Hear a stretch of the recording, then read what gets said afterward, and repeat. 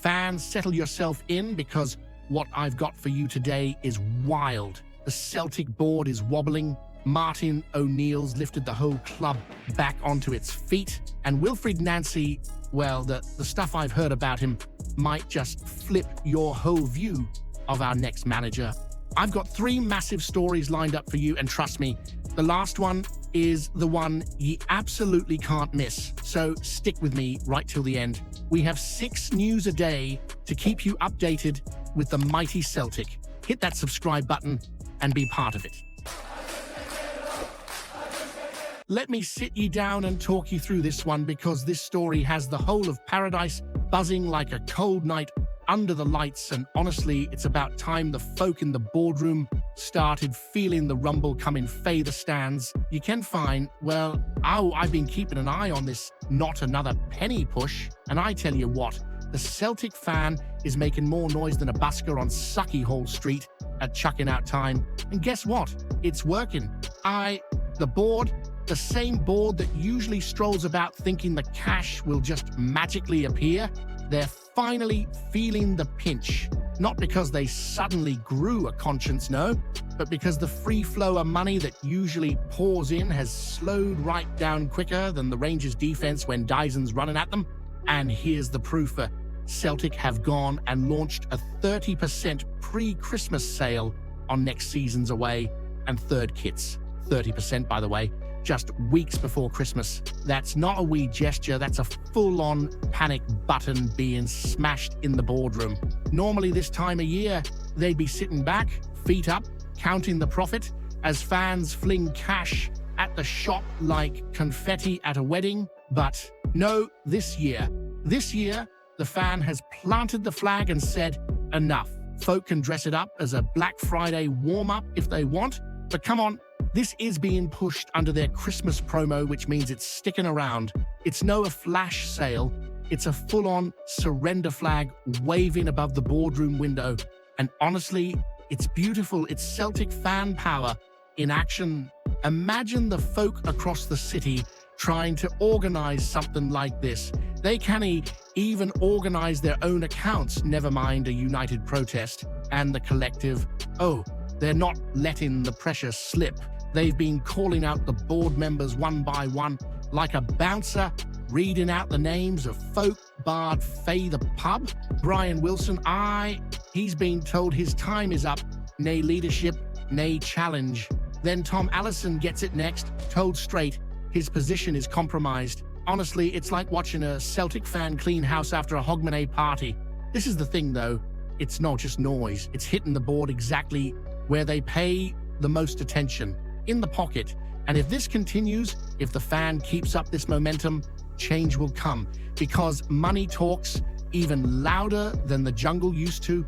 And the message right now, it's crystal clear. Get your act together or you'll hear even less cash rattling in your tin. But here's what I need to ask you, because this is where it gets spicy. Should the Celtic fan ramp up the pressure even more until there's major change in the boardroom, or is this already enough to force the board to finally listen?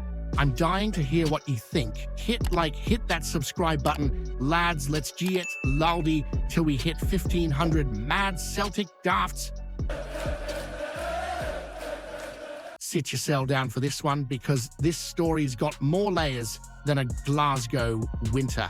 And honestly, fan, it sums up exactly where Celtic are right now. Spirits lifting, heads up again, but the cracks still showing like the pavement outside Sucky Hall Street after a long weekend. Chris Sutton, and you ken Sutton never bites his tongue, has been speaking his mind about the state of the squad and the job facing whoever Dermot Desmond crowns as the next gaffer. And all roads right now are pointing straight toward Wilfried Nancy, the Le Havre lad who's about to swap MLS comfort for the beautiful chaos of life at Celtic. Imagine going from polite American pressers to dealing with some journalist asking why you didn't beat St. Mirren by 5. Welcome to Scotland, big man. Welcome.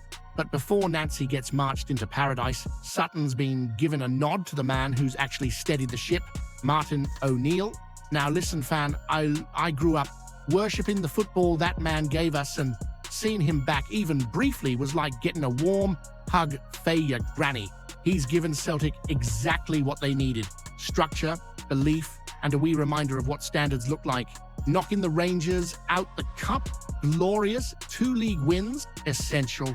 And meanwhile, Hearts, the big talkers who acted like beatenness was the turning point of their lives, have picked up 2 points, phase 6, typical.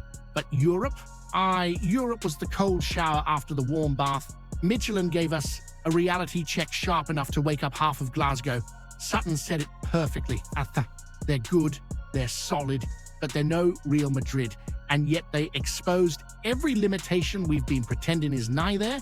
O'Neill will be passing every detail straight to Desmond, and the new gaffer, nay sugarcoating, nay pat on the head. He kens this squad inside out already. Domestically, though, you can see the lift. Spirits are higher than the Rangers' season ticket holders' expectations every August. Falkirk, Kilmarnock, even that nervy cup win, it all helped bring the buzz back. And let's be honest, beating the Rangers, no matter how scrappy the second half was, always tastes sweeter than a chippy after a big European away day. But here's the kicker, and Sutton didn't dance around it. The problems are still there. Injuries piling up, performances inconsistent, and fixtures coming thicker than raindrops on a Glasgow Monday morning. We're holding things together, but it's string and hope in some places. January has to be massive. No maybe, no next window, no almost massive. Because this run of games will not forgive a weak squad, and Celtic can keep papering over cracks while expecting Nancy or any manager to work miracles. So here's the big question for you, fan, and it's a fiery one. Should Celtic give Nancy full control in the January window, even if it means clearing out the players who've been coasting, or is the board going to bottle it again and leave him dealing with the same broken tools Brendan had to suffer through? Hit that subscribe button. Lads, let's G it. Loldy, till we hit 1,500 mad Celtic daffs. Fan, let me tell you straight, this story's twisting more than the wind on the road to Oban. The hunt for the new Celtic manager was already turning into a full-blown saga, but now we've hit the stage of don't blink or you'll miss it, because Wilfried Nancy looks closer than ever to landing in Glasgow, and the reaction from the Celtic support, pure emotional chaos as usual. Here's the truth of it. Plenty of folk are looking at Nancy thinking, who? Some wanted a bigger name, someone with a trophy cabinet that make the Azui start shaking before a ball's even kicked. But while some are skeptical, Stephen McGinn is practically buzzing with excitement at the idea of Nancy in the Parkhead dugout. And he's not just guessing. McGinn, a proper Celtic lad through and through, has been speaking to people in the States who've actually faced Nancy. And fan, what he's been told is something else. They say Nancy is highly rated, his team's a brilliant watch, ball on the deck, movement everywhere, proper football. And the coaches who've gone up against him, they're absolutely raving about him. That's not something you can just ignore.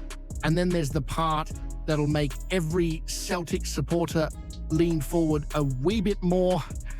Nancy loves a back three, something the Celtic support hasn't seen since the days when your internet connection sounded like a tractor starting up.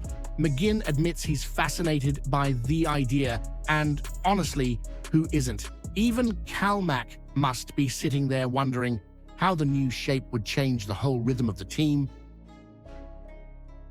And you know the whispers already starting. Ange Postecoglou all over again. Another unknown who could end up being the spark that lights paradise. It's a gamble, aye, but when has anything iconic at Celtic ever come without a risk? The man's French, comes from a football-mad culture, understands rivalry, pressure, expectation, and he's not some random American who learned tactics between college lectures. He lives and breathes the game. McGinn even shared a belter of a story. Kenny Miller talking about a match where his team was 5-0 down to Nancy, then pulled it back to 5-4. Absolute madness. But the point is simple. In MLS, every team is more or less the same level. Here, If Celtic go 3-0 up, the other team's already praying they don't finish the day, needing counseling. Imagine what a bold, attack-minded manager could do in a league where Celtic dominate 80% of every match. Imagine Paradise roaring under a fresh, fearless system that nobody in Scotland's ready for. So here's the big question I want you to chew on, fan, and this one will get the comments section bouncing. If the Celtic board actually bring in Nancy, are you ready to embrace a daring, attack-heavy manager who'll change everything? Or do you think going for a coach without a big European CV is risking the whole season? Hit that subscribe button. Laddies, let's G it. Loldy till we hit 1,500 mad Celtic daffs.